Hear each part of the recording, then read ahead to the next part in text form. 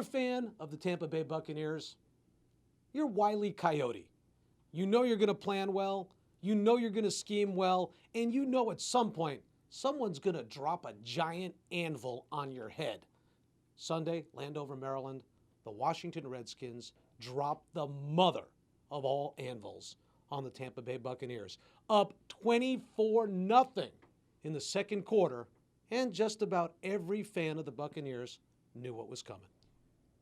Overcoming the largest deficit in franchise history for the Redskins, and it wasn't RG3 back when he was essentially in his prime. I shouldn't say that. He still has much of a career ahead of him, but back when he was having a lot of success with the Redskins, they made it to the playoffs. This was Kirk Cousins, and towards the end of the game, at least in the second half, the Bucs just let him march downfield at will, and you knew what was coming on that final drive there. They just sat back, seemed like soft coverage, and just let him methodically march. Throws a touchdown to Jordan Reed.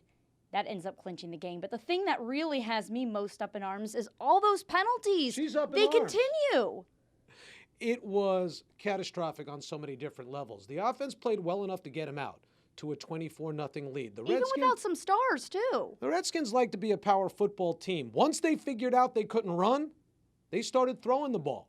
As soon as they started throwing the ball, they said to themselves, man, this is easy. At one point, Kirk Cousins was 32 of 37 throwing the football.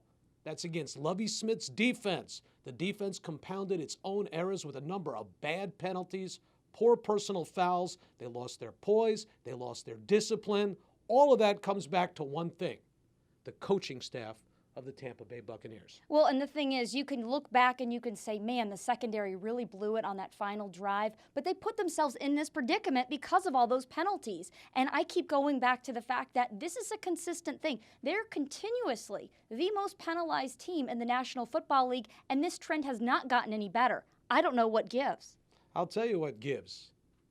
Coach Smith has the rest of this season to figure it out, or once again, we're going to be on a coaching hunt in the Tampa Bay area.